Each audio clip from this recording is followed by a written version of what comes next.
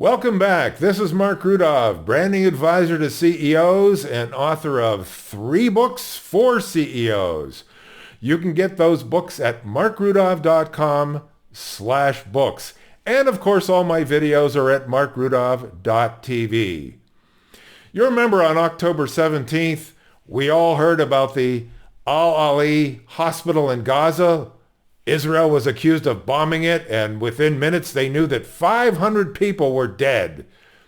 Well, that was a lie. Islamic Jihad bombed that hospital, allegedly by mistake. The missile landed in the parking lot and a few dozen people were killed. It took them a while to figure that out, but it wasn't 500 people and the Israelis didn't do it. But a lot of people believed that the Israelis did do it. The Israelis showed proof that they didn't do it. Finally, even Joe Biden agreed that the Israelis didn't do it. But 2 days later, Justin Trudeau, the leftist Prime Minister of Canada, was still doubting the Israelis and the Americans. He was sure that the Israelis were at fault. Well, how did that happen? Well, first of all, why did he believe it? Because most people are followers, most people are biased, and they believe propaganda. It works. It's successful. That's why organizations like Hamas use it and use it successfully.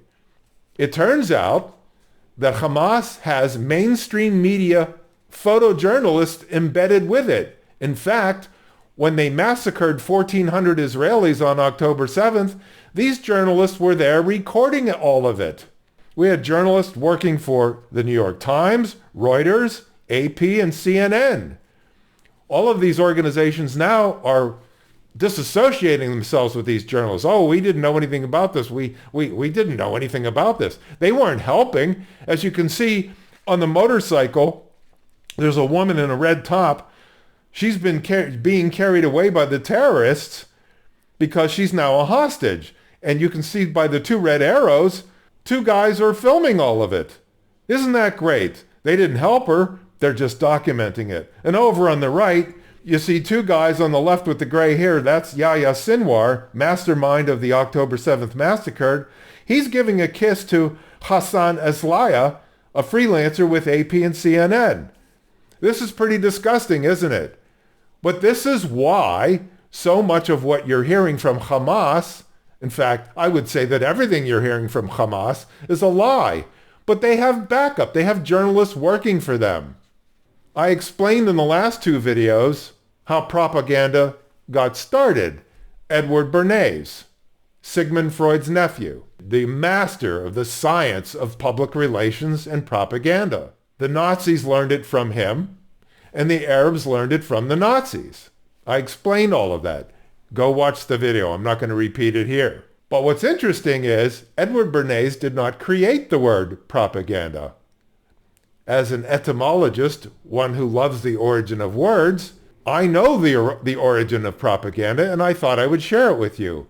It comes from the Catholic Church. In 1622, Pope Gregory XV established propaganda, the Sacra Congregatio de Propaganda Fide.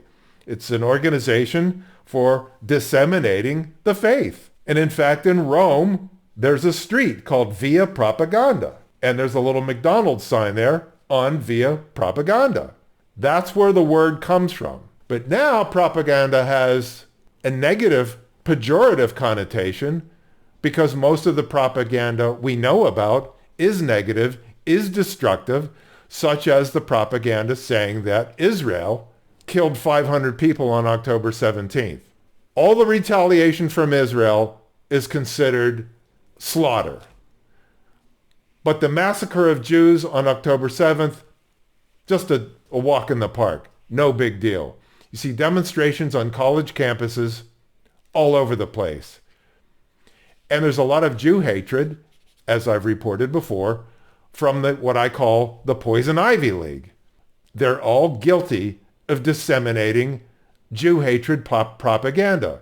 The lesson learned here is that when you hear something in the news, don't believe it. Investigate it yourself. When it comes to my field, branding, it has to be based on the truth.